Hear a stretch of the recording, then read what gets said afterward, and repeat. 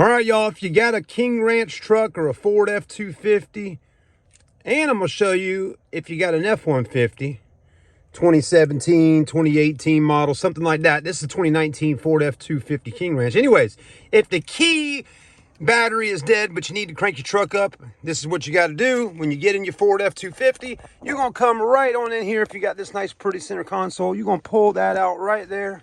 You're going to grab this little piece here. You're going to move this right on out the way. And you're going to take your little key and you're going to lay your key right in there, just like so, okay? Well, the other way.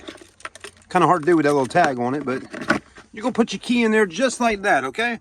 And then you're just going to get right here, put your foot on the brake, and you're going to crank it up just like so. So that's pretty simple to do, okay? And if it's a rainy day, you're going to go ahead and hit your wiper blades and pull your truck on out and go to the store, do what you need to do. That's it. That's it. That's it. Now, stay with me on part 2 if you want to see how to do an F150 if you got a 2017 model.